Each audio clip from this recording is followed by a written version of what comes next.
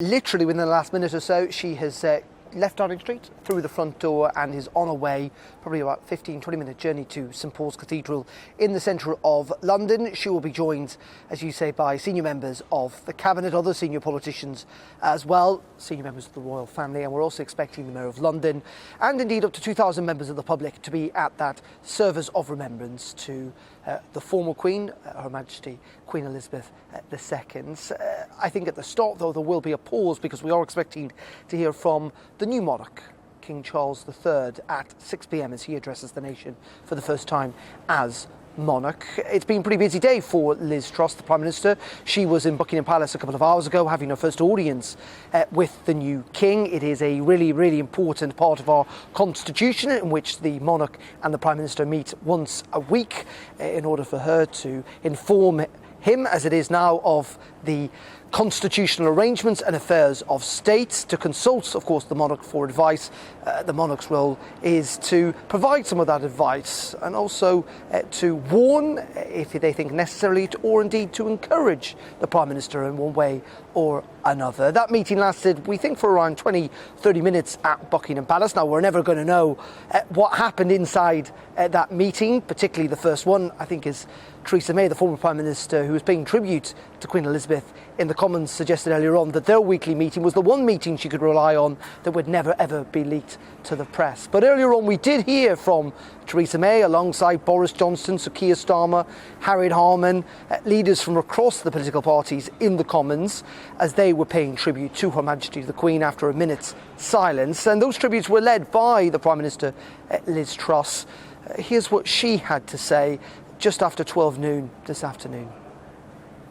During the darkest moments of the pandemic, she gave us hope that we would meet again. She knew this generation of Britons would be as strong as any. And as we meet today, we remember the pledge she made on her 21st birthday to dedicate her life to service. The whole House will agree. Never has a promise been so completely fulfilled. We're also just getting a little bit more detail about plans for tomorrow, Mark, in the last couple of minutes. We know the Prime Minister is going to attend that accession council tomorrow morning. That is effectively when King Charles III is rubber-stamped as our monarch by the Privy Council.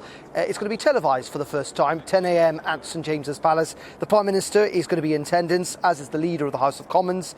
Penny Mordaunt will officiate as Lord President of the Privy Council. As I say, that will be broadcast for the first time ever, an historic moment to the nation at 10 a.m.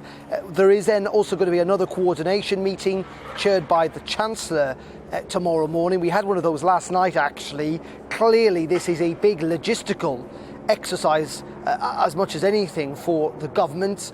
Not only were we expecting thousands, tens of thousands of people to arrive into central London in the days to come, but the new monarch, Prince Charles III, will go on a tour of the United Kingdom, and we're expecting foreign dignitaries to arrive for the funeral. That means an awful lot of logistics from the Ministry of Defence, from the Foreign Office, from the Home Office when it comes to policing all of this. So that meeting will be chaired around noon tomorrow. And then the Prime Minister and the Cabinet are going to have an audience with the new King at some point tomorrow afternoon. So as always, as one would expect in these circumstances, of course, we're going to see tribute, and we've seen that today, and we will see that in 20 minutes time in St Paul's Cathedral, a remembrance of Queen Elizabeth II, Britain's longest serving monarch.